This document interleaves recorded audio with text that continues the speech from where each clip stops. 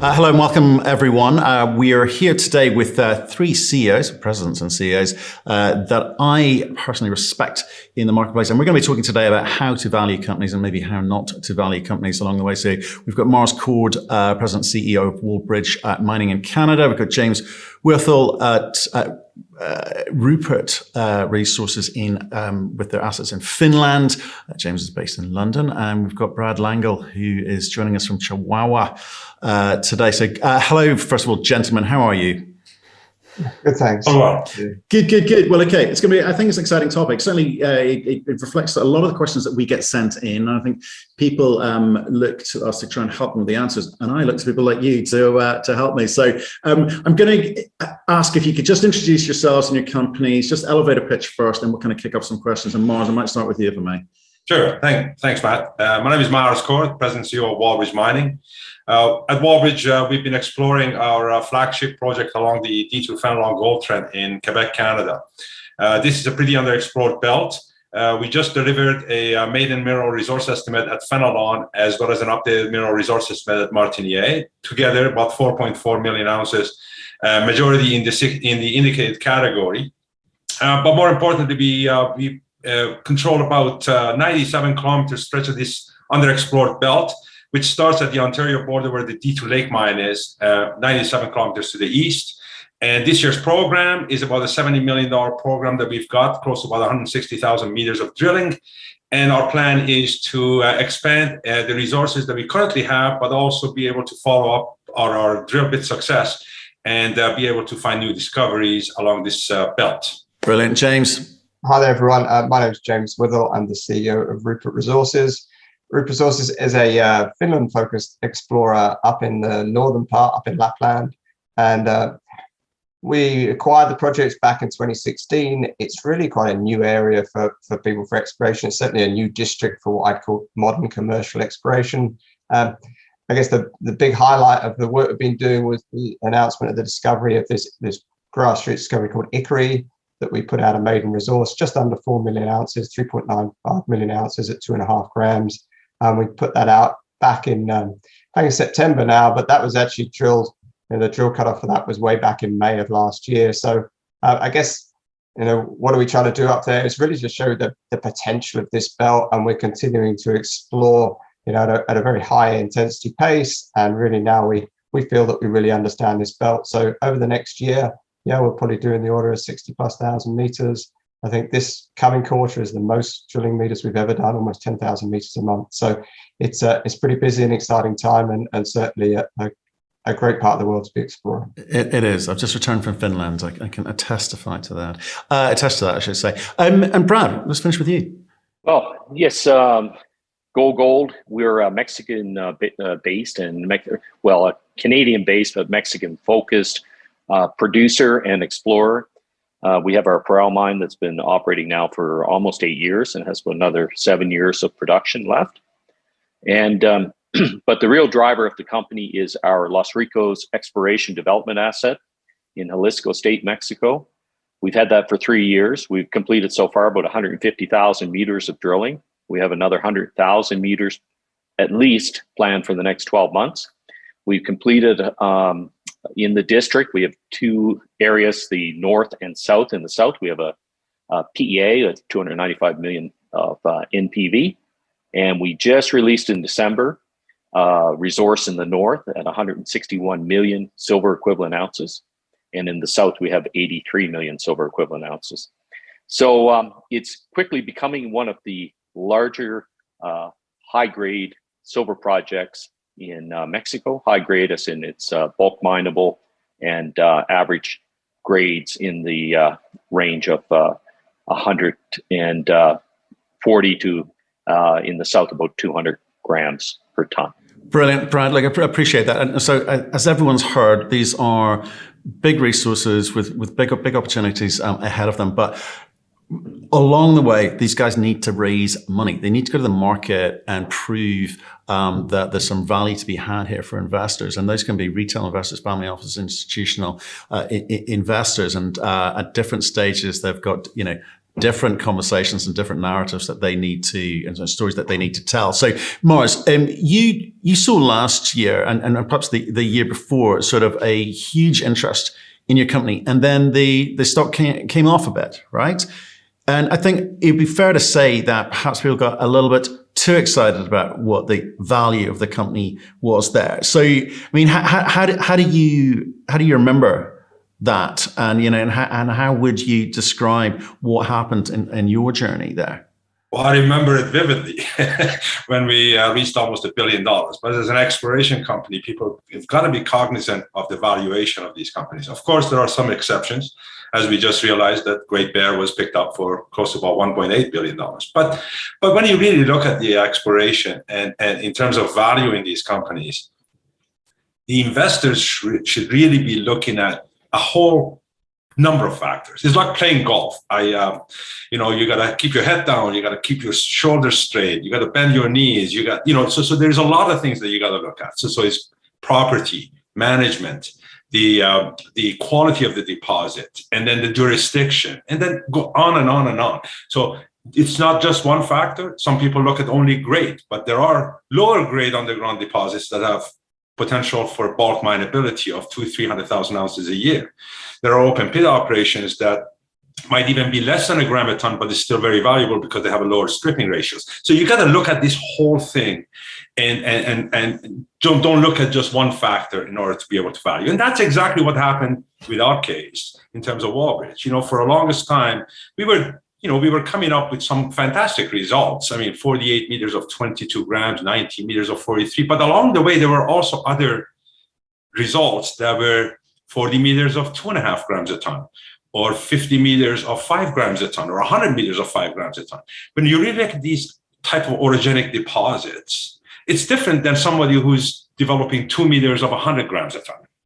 So because it's a different type of a deposit. So market was probably realizing that we were going to all have this double-digit grades in terms of our resources, and that's exactly what happened. Whereas the kind of resource that we have today is very economic in terms of its type of production profile that you can get. So that's exactly what happened with the speculation. And we're all very familiar with the Lassonde curve. I don't want to bring that up because it's become a cliche, but certainly throughout, by the time the resource comes out, there is a speculation factor that causes the investors to get that hype and continuing to do that. Whereas once they realize the potential size, some people fall away. Well, look, I want to come back to that. I want everyone to get a chance to actually talk first, and then we'll sort of come back and hit some of those points there. I mean, James, you have grown from an exploration story in Finland, which is a jurisdiction not many people really knew about nor cared about, 10 years ago, quite frankly. But you've managed to sustain that growth. Can a company like yours still be, near $1 billion, be considered a growth story anymore?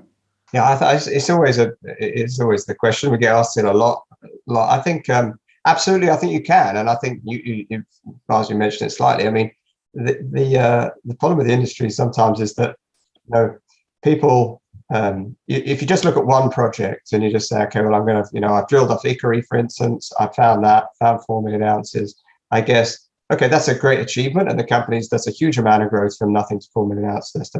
But I guess the point is, in an area like Finland where you just haven't seen commercial exploration before, the opportunity is far greater than that, because it's saying, okay, well, that's the first discovery that we made within 2 years. We're carrying on doing that business. We're trying to understand the belt better. There's the opportunity to make another discovery because you're working in absolute grassroots jurisdiction, and we continue to generate more and more anomalies. So I guess the challenge, as Marz said, the Lassonde curve comes in. You get this big spike, but actually, that's looking at us on a project basis, not on a company basis. The idea for a company like ours is to be running a number of exploration projects, a number of districts, and you can basically stack your Lassonde curves up because you've got one. That's your first project. You can make that bigger, and then you stack the other one on top of that. Okay, and you get the other uplift, and that's so important for exploration companies, because ultimately, it's that bit afterwards where people say, oh, well, the returns aren't as great, worrying about the next stage, all the PEAs, the feasibility studies, all the things that are sort of tend to be a risk, that tends to be a negative risk for the most part, cumulative risk, whereas exploration is such a, tends to generate quite a lot of positive risk. And it's about keeping up that expenditure on the exploration side in areas like ours. It would be different if we were in an established belt, maybe, that had been fully explored and we just happened to find a deposit. But this is what's unique about being a brand new jurisdiction, or is that opportunity to keep on growing or keep on finding new things. Right. Okay. And like I said, I'll just get Brad into the conversation, and then I think perhaps we can all just fire off of each other. I mean, Brad, we've had conversations in the past, and you gave me a great phrase where, because depending on which side of the argument you're sitting on, people have got cliches which they spout out, right? And grade is king is one that gets thrown at me a lot, when a lot of the time it's not necessarily true, because you introduced me to a phrase which is cool. It's about the amount of contained metal that we're looking for, and that's how you should judge and value companies. I mean, so how have you looked at your project? What's something that you've described to me as one of the best projects you've ever seen, or you ever worked on? I should be clear. Yeah, and just to touch on a couple points that the other guys have touched on, and very valid. It's management for sure. I mean, if you're looking for reducing your risk, you're looking for value, you want to, deal with companies who have done it before. We built 4 mines, our group of people in Mexico, and we've stuck to Mexico. In fact, my whole career, almost 30 years now. But yes, at our deposit, what we see there is bulk mineability, open pit or bulk mineability underground. And the grades can be much lower than, for example, a very, more of a narrow vein type deposit where you can have extremely high grades, but you're dealing with a couple meters, 5 meters. Now we have that, and we have the very high. In our case, we're primarily silver. We're about 65% silver and about 35% gold, and we see the plus kilos of silver in those narrower. Well, not sometimes that narrow, 5 meters. We put out a 6 kilo one this morning, about 5 meters, but it lives within a sea of moderate to good grade, which gives us widths of, plus 70 meters with grades that are, very, very good for bulk mining. So that's, one of the advantages we have. And the other point that was hit on here on, about value of a company. Well, I think, yes, you'll find the companies out there are trading at 50 million or 100 million, and then you'll find companies like the other gentleman here, where they're approaching $1 billion. Well, yeah, I mean, you're approaching $1 billion and you're trading there. There's a reason. We have a large percentage of our shareholders are institutional. We have a lot of analyst coverage, and we drilled 150,000 meters. We have a large resource and getting a lot larger. So, with higher values, you would assume that, the risk would start to be less as the projects mature. I mean, so thanks, Brad. I mean, Marz, if I look back to when you guys were $1 billion valuation, that was because it was mainly retail getting excited, but it was mainly retail getting excited with the wrong expectation. Is that the point at which you sort of go, you know what, we need a bunch more institutional investors in here because they're going to have a slightly, one, longer time horizon, and two, maybe slightly more sophisticated appreciation of what is being presented by the company? Or does the company sometimes get it wrong? I think in terms of the companies look at valuation, but really it's not the company that trades. It's the investor that values the company based on the share price. I mean, and obviously, as the project advances towards that milestone of resource, or the top of the Lassonde curve, if you may, and we all know that the institutional shareholders typically would enter more into that company, into that stock, when the retail is already fading away, because retail was sort of playing with it or kept it for whatever reason. And once the valuation has become more known, that's when the institutional investors want to come in. And I think we've seen that even in ours, since the majority of the trading that's happened over the past, since our release of the mineral resource estimate, is really the institutions that are coming in. Now, the way the valuation was by some analysts go, and I know that I may get myself in trouble in terms of the number of analysts covers, but sometimes analysts don't get it right either. And that's where the real problem comes, is because how do you put a NAV value on an exploration company that hasn't even come up with their the final resource, nor have they even done an economic study? But then you see that. And that's the kind of a thing that we see, that the retail side sometimes puts a lot of value into those analyst reports, or obviously as company we can't really comment on the analyst report because we don't see those reports until they're really published. But so when you look at it, when somebody said, well, Wallbridge is going to have 8 million ounces in the resource, and that the maiden resource isn't going to be that, partly because that's really not happened very often in the industry. So then you see that, but the retail side really relies only on that, and that's how the valuation sometimes gets skewed. Or vice versa. It could even be undervaluing something. But as a CEO like you, in that kind of scenario, if it's good news for you, you're less likely to make a comment about it. If it's bad news for you, you're gonna be a little bit more vocal. So again, you have some grip on the reins in terms of that story, don't you? Internally, we may, within ourselves, and saying, I think this guy got it wrong, or I think this guy's got it right. But we really can't comment on it. I mean, the analyst report is there, for people. So from that point of view, I think at the end of the day, the retail side, when they look at the valuation of these companies, they've really got to look at, again, I mentioned, more than just one fact, more than one source. So what are the important things that they should be looking at? What would you count off? First of all, I think when I really look at it, if a company does not have a mineral resource estimate, what you really look at is how are they developing this project? If a company says that I've got 30 kilometers strike length of this, but they're drilling at 25 meter step outs, then you're going to look at it and says, well, I'll probably get my money back in 30 years by the time they come to that valuation in terms of ounces.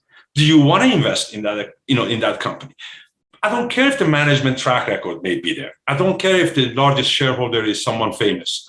You really need to look at, so how is this project, when is this going to be delivering what I'm expecting in terms of its market, in terms of its valuation? So that's what I would look at first in terms of management. And again, the other one is the quality of the deposit or the property itself. Dollars per ounce is something a lot of people don't look at, but the discovery cost should be something you look at. In the business case, if the market is giving something, I don't know, $100 an ounce, and the person is at $90 an ounce discovery cost, well, that really isn't that good return. Whereas if someone is at $25 an ounce, that's a very good return in terms of what it is. So you can go right to the financial statements, take a look at the actual expenditures. Every financial statement has to have it.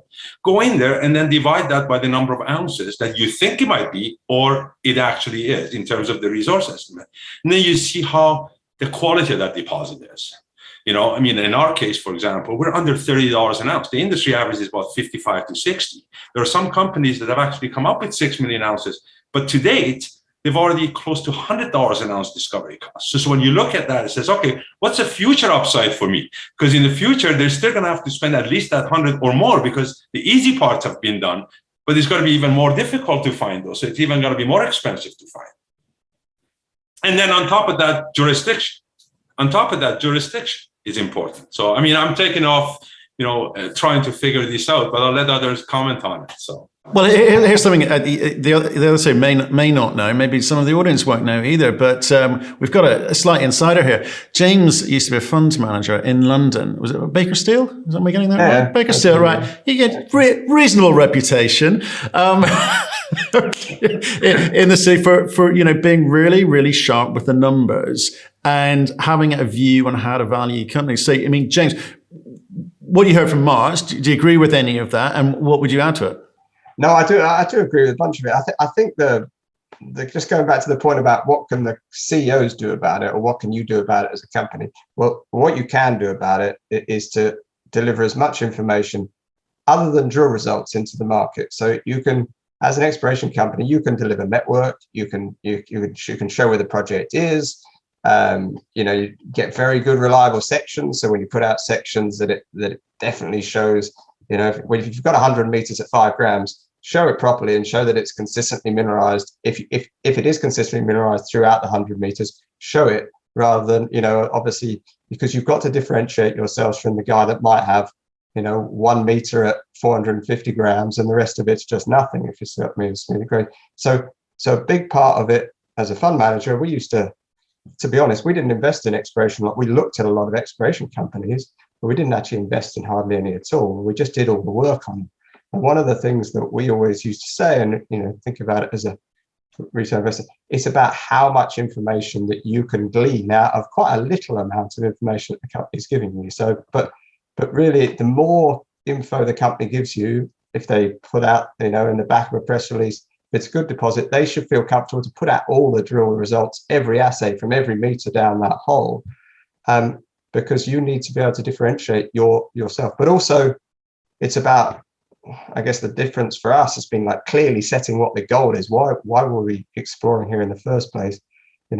We set out a very clear goal that we're only looking for big deposits. We're only looking for things over a certain valuation. 2 billion NSR was the number we came out with. And so, we would clearly never, we found loads of intercepts. I think we've got like 80% hit rate on every exploration hole. So there's loads of intercepts, random ones here and there, which are like 1 meters at 20 grams and a few meters at 5 grams. But they didn't then go on to become, that's not hickory, if you see what I mean. And I think you have to, for the retail guys, it's about having that comfort. Management should be able to generate a sense of comfort by being very transparent with the information, if the project's good enough. Let me ask you this, because you said you should be able to glean a lot from a little bit of information. Yeah. The trouble is with retail investors is they, one, don't necessarily always have the time or the skill set or the inclination to look at the data. They're going to rely on what someone tells them. And what we're trying to say is, if you are interested in investing in companies with strong fundamentals, you need to understand what those strong fundamentals are. So what are the kind of the 3 quick steps, the 3 quick wins in terms of what should we look at? What's the data points that we should look at, and how should we treat them? There's some really basic ones, like gram meters. So someone puts out an intercept, just times one by the other. And if it's less than 40, well, it's really not an exciting intercept, because you need 40 gram meters, gold gram meters here to make anything really. That's to have an economic thing. So when someone comes in with a narrow, especially narrow vein things, you might have 3 meters at 5 grams. Well, it's only 15 gram meters. It's not going to make much money because you've got to dilute it. So there's an easy one. And so you're looking for companies with exceptional gram meters. And then because most of the data is like these intervals that come out, and then say, okay, well, are there any really high numbers within that drill result release? Are there any like super high ones that are much higher than the grade of the overall intercept? So if they come out, are there amongst that like some multi-ounce intercepts?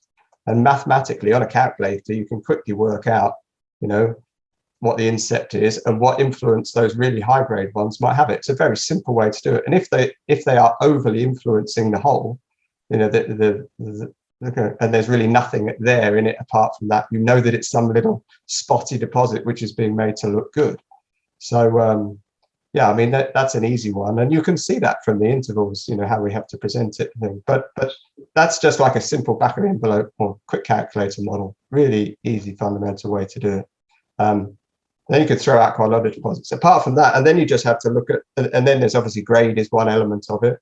But you might have a high grade, but it might be refractory. So you're looking for a company that's probably going to give you some metallurgical recovery data with the grade, some idea of what as soon as possible when they're doing the exploration.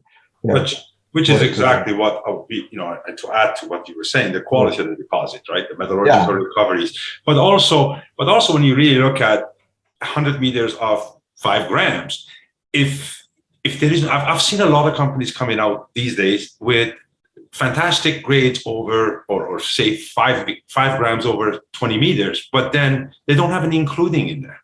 We know that you don't sample 5 meters of a core. It actually is more than 1 box of core. So that it probably was a couple of sections. But they show a photo of it, which you see a flake of gold, and that that flake was probably carried out over that. The rest of it may have been waste or very, very low grade. So again, the including, I agree with you, James, that they really need to provide that kind of information. And people should look for that. If they don't, they should ask for it. And that's a kind of a quality of the deposit you can really determine. Because, by the time the consultants get that, after top capping, that grade is no longer going to be that, when you really come up with the resource. And what about you? I want to come back to that, Marz, because that's brilliant. I want to talk about some of the fun and games in the marketplace that you've seen. No names required, but Brad, first of all, you have successfully and continually raised money at higher and higher rates. You've got to put the company in a certain position to be able to do that, right? You've got to be able to present information in a certain way. So what was that information that you thought was important because you've done a lot of institutional raises too, to put in front of investors from wherever? Well, I think for starters, this is a very technical business. And, for a retail investor who doesn't know a lot about the technical part of the business, it's very difficult. And they need to rely on good analysts and who are doing good work. There's a lot of analysts out there, and you look at them and they have a technical background, and that's a good start. So for us, I think it's that, yes, you go into a project and it's grassroots and you drill a zone that you've sampled on the surface and you get some great drill results. But you have to, as expeditiously as possible, move it through the stages of, discovery drilling to resource drilling to get it to at least a PEA, which incorporates, metallurgy and designs of, in our case, open pits and strip ratios and costing and capital and all those things. And I think we really start to get the institutions involved, especially the larger institutions, as we start taking the project through those stages of development. And they can see that, okay, some of the risk, this is junior mining, there's always going to be a lot of risk. But as projects move along, they go from resource to economic studies, you start removing some of that risk. And I think that's where we succeeded, that we systematically move the projects along that curve, up the technical curve, to the point where they could start to see what the economics could look like. But there's a lot of exceptions to the rule, right? We've had run-ins with companies who don't necessarily want to put out reports at whatever stage because they feel they don't need to, and sometimes that works off. Rarely, but it does sometimes work out, and most of the time it doesn't. And that's what's confusing. Again, talking from a retail perspective, how do you view that? Because I can always point to a case study where that didn't happen and it worked out. Everyone made off like bandits. We made lots and lots of money. And the hope is that this will happen in this case, because I've fallen in love with this project. But more often than not, there's lots of fun and games in the market. So I kind of want to come back to what Marz was saying here. What are the things that you see? No names. I don't want to offend anyone. We've got lots of friends in the space, and some do it right, and some are a little bit cute. So what are the things which you think perhaps? Well, I wonder if there's any possibility of a standardization of the way companies need to report, because there seems a lot of flexibility in the system. So, Marz, if I come to you, what are the things that you see that sometimes you just wince at and go, boy, that to me, that's obvious that shouldn't be presented like that? But there's a lot. In fact, even ourselves, what we decided to do, in fact, we've engaged with the communications experts to make sure that two things. One, we provide a simple message that everybody understands. As Brad mentioned, it's a technical business. So you want to make it as non-technical as you can. Secondly is make sure that you standardize your own. You can't standardize the industry because, I wish that we could, but unfortunately it's not there yet. So we wanted to make sure we standardize ourselves in order to make sure that whatever we provide is always consistent so people can measure the improvement in that. And that's what started, since our, maiden resource estimate. And I'm hoping that companies look at that in terms of trying to be as least cryptic or non-cryptic altogether with respect to their press releases, with respect to disclosures, because you see a lot of cryptic information and you're trying to figure out, was this positive or was this negative?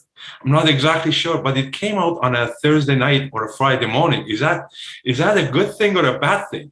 So those are some of the things you're trying to, see if it can be improved, at least from your own company. And I'm hoping that most juniors do, because, at the end of the day, we're the ambassadors of this industry. And if we want the new generation, the new groups that aren't very familiar with mining or exploration, like my kids, trying to understand this business and invest their money into it, we need to make sure that we do it right.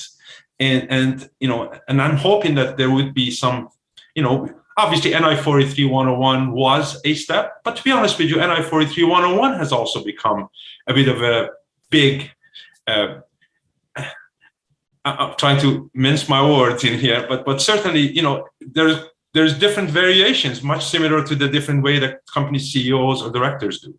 Yeah, I could say that, but what I'm trying to get out of you, which I think would be useful, is some of the red flags that people should be looking for. Because if you know what bad looks like, then perhaps it helps you understand what good could look like. So what are the things that you would note that some players in the space tend to use? What are the tricks of the game? Well, I think I mentioned a few. I mean, when you come up with the results, make sure you give enough information. I think James alluded to that.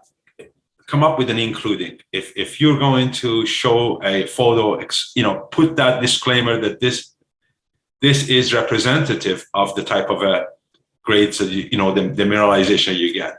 Provide the true metallurgical study, all the analysis of it. Because sometimes a metallurgical study has 5 samples given, but only one gave you the highest, but the rest of it was so did you provide the average recovery, or did you just choose the best one because you think that's what you're going to do? But in an operation scenario, that's not going to happen. But those are some of the things. It's more transparency than anything else in all of those terms. And then on top of that, people talk about, if you're trying to explain that your project is going to grow, then you have to demonstrate how you're trying to grow that. And that's another thing that I was saying before, that if a project has a district scale potential size, but if you're doing it step of 25 meters, when are you going to come up with that kind of an ounce valuation that you're currently receiving based on the speculation by the retail investor? James, you must have seen a few fun things in your time as a fund manager, let alone CEO of Rupert Resources. There's loads. Depends where you are in the world. It gets a bit, can be a bit more entertaining in other jurisdictions, for sure. But look, transparency is the key, and that whole thing. A lot of people, the standard one that people don't do is the metallurgy. They leave that till the end. The geologist knows from looking at the rocks if it's going to be complex. There is no doubt about that. You can see it pretty quickly. I mean, and so, if they know that, they should be doing some work on it. If they leave it to the PEA stage or in the PFS stage, and then suddenly the recovery is only going to be 75%, and the market was giving you 95% of the value of the ounces. Well, you've just destroyed the margin on the project and lost a bunch of ounces. So that was probably the most common one. People just waiting too long to just accept reality, I guess. But the key thing is you've only got you sort of build a reputation on your own, on integrity, don't you? So you kind of rely on the integrity of everyone that works for you. So that's sort of the thing that you put in place. But and you hope that people aren't, falling in love with a project that might get there or might get to the best thing. But other obvious things are always just go and look on Google Maps. That's the best thing. Go and look at where the project is. Just have a look at where this resource is relative to a bunch of buildings or infrastructure or something like that. Because often that gets missed. People say, oh yeah, it's a really, really good location, but sometimes it might be a bit too close to infrastructure. There's that one, or it's in the back end of nowhere and there's a national park and they don't really want to tell you about that sort of thing. And actually, by the time they built the infrastructure for this thing, which is going to cost them hundreds of millions, it's kind of, it doesn't work anyway. So there's some really simple things that sometimes don't get put on the presentation. Obviously a nice map of the license and this great project, but obviously sometimes it's good to see where it is in context of it's interesting. You talk about integrity there, and I was talking to a CEO earlier this week. He was talking about, he's an ex-fund manager too, and he was saying, well, look, I know broadly of about 8 groups of people who are just promoters, and he sort of explained some of the fun and games that are played in the marketplace between financial institutions, newsletter writers, et cetera. And, in those kind of scenarios, the retail has got no chance because whatever needs to be said will be said. to promote this thing. And that's why I keep coming back to your best bet as an investor company with strong fundamentals, things that you guys have been talking about today, because not everyone has the ethics and morals that one would expect. I mean, Brad, you, again, so coming to you, I mean, what are the things that kind of drive you slightly mad in terms of the way that mining portrays itself to new investors coming in? I think one of the big things is if you were sitting down with the CEO and all he's going to talk about is the share price, the share price, the share price, and he's not going to talk about how he's building his business. And because obviously we're all concerned about the share price, our investors are investing and they want an increase in the share price and increase in the value of their shares. But if that CEO always talking about is how I'm going to get the next trade on the stock to bring up the share price, and he's not talking about what he's doing on the ground and how he's building his business, you should run away. You shouldn't buy that company. And there's so much of that out there. I mean, this is a technical business, and number one, it's a business. And we focus on building our business. We have to tell our story, but if we focus on building our business, the stock will increase because the assets are increasing in value. And that's one of the number one things. First time I ever talked to somebody who's telling me about their company, they're just, I've got this happening and the stock's going to rip and it's going to go up, and they're not talking about their business, right? Couldn't agree more, Brad. That's absolutely just about building the business. When they've got their head down, they're just concentrating. They come in and tell you, this is what we're going to do, and this is how we're doing it. Then that you've just got a sense that the focus is right, which is so important. A good example is, in fact, there are companies who've gone with the fad of the day, if you may, changing focus. And that's when you were talking about the business. If you have a business plan today, your strategy, you can't knee-jerk based on, this metal price gone up or this metal price has gone down. Whereas, the former company that we purchased had changed focus 3 times through their life, from gold to nickel, PGM, and from that back to gold. And really, when you look at it, and that's how people can understand, is this a gold-focused company, or is this a base metal company, or are these the guys that are just trying to see if they can get the next trade up type of a thing? So those are some of the things that we really look at in terms of other investments that I have. I mean, obviously, I don't have all of my investment in Wallbridge, and I'm sure every one of you guys are the same. So we really look at that kind of a thing when we want to invest in a company. So how do retail judge you guys, right? Because we get lots of questions about skin in the game, and obviously there's lots of ways to look at that. We've got a piece coming out later this week about what, if you break down the variables of what skin in the game actually means and the different ways that you can interpret it. They need to understand that some companies are lifestyles, some are fundamentals, but some are lifestyle, and you need to keep the story alive long enough till you find your next gig. And just coming back to Brad's point of, you're building a business here. Real businesses have a business plan, they have a strategy, and there's a timeline, and there's the ability to raise capital during that process, where the others do need to flip-flop from gold to PGMs and nickel and back again, because it's what's trendy at the moment, and it's the way that they can raise capital at that moment in time. So there's a human factor here, which I'm seeing as an investor looking. But again, how do you think, Marz, you should be judged on what? Just the share price? Yeah, have a business plan, transparent communication, and stick with it.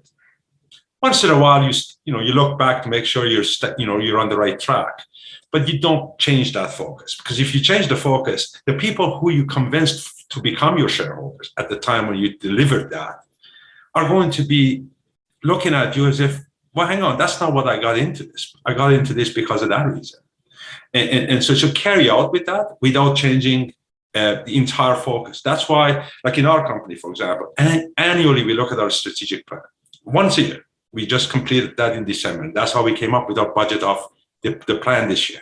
We delivered that this week, a couple of days ago, saying this is what we're going to do. Now, obviously, as an exploration company, you don't know when the next step is going to be. So we don't know when the economic study is going to be definitely at this quarter of this year. But we certainly have provided that program we're going to carry out with that, right? And along the way, any kind of a positive news or negative news, communicate that.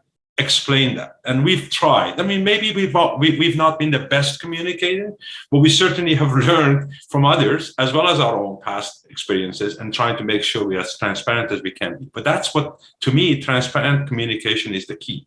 Okay. James, I mean, you've had a nice smooth run of it. It's been easy breezy for you, isn't it? Yeah, I guess you have to pinch yourself sometimes. Yes, look, it always has ups and downs. But I think we haven't really talked about it much. But that bit, the early days when you're really just trying to get these things going, that's the tough part. Once you start having the success in the exploration, obviously then it gets more fun. But yeah, there's the stressful bit when you're looking for the next one is the most important. Sorry about that. Is that shareholder ringing in to give you some advice? Exactly. But look, it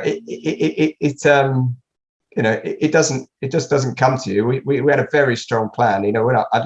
I'd spent 13 years looking at exploration companies and the model of how they worked and which ones didn't, and that's like probably 15. So I had a big advantage going into it. So when I joined the company, I made quite a few changes, and we set out with a very systematic approach to what we were going to do. And luckily that we had some really strong shareholders that were supportive of that plan and put the money up, the risk money up at that stage, that we could actually just get on with doing the business rather than spending the whole time chasing around raising the next few $1 million. I mean, that is the big differentiator between the companies, really. I have a lot of sympathy for the guys that it's really hard to get money at the beginning. But if you have a strong business plan, so it goes to a strong systematic approach to what you're going to do, and you can put that up, there are people that are prepared to put up that kind of risk finance, but then you have to commit to it, and you have to do it, and you have to fulfill it. And if it goes wrong, you just tell them it goes wrong. But whatever you do, don't go off track. Don't say, oh, I was looking for 2 million ounce deposits. Oh, well, it's all right. We're going to drill this one off. It might become 200,000 ounces. You're like, hold on a minute. That wasn't what I put the money up for. I'm not going to make a return on that. I'm looking for, the 7 to 15 times return from the exploration stage. I think, and that's it. And I always remind our team, it's like, stick with the plan. You found equally, we'll go and drill some satellites, but keep on looking for filter all your work. Let's look for the next big thing that could be multi-million ounce. It's interesting, actually. Along all your journeys, you're going to get lots of people giving you advice about what you should and shouldn't do. And I think what I'm hearing is, stay the course, be confident, reassess occasionally, but be confident in your own abilities. Brad, you've done it 3 times before. So you had a lot of retail investors and institutional investors following you into this project. Have you had any adverse criticism, and if you do, how do you treat that? Well, you're always going to get criticism. You're never going to have everybody happy. I'll tell you that our institutional investors have been very, very supportive. And when somebody has criticism, you explain to them. Again, the guys are saying transparently. You always tell the truth where you are. You tell people that this is a risky business, but we have good, solid technical people. And sometimes you have bumps in the road, and you deal with them because you have experience, you have a strong technical team, and you're building a business, and you will succeed. But I think really we have a great shareholder base that has followed us over the years, and we've gained a lot of experience, and it's the people you deal with. I mean, again, I'd say that's the number one thing. If you're a retail shareholder, look at the people you're dealing with. Can you trust them, or are they just really pushing hard to get you to buy their stock so that the next trade is there and it's an up trade? And look at their track record. Look at the people they have around them. Look at the board. That board's supposed to represent you, the shareholder, right? And those are some of the key things. And it's all about the people. It's all about the people you're dealing with. And somebody, I can't remember who, maybe it was you, Matt, you said about, people, different themes all the time. This is hot, they're doing that, it's crypto, or I always say our timing has been perfect. If you're there all the time, eventually it's perfect. We don't do crypto this week and then next week do gold and silver, right?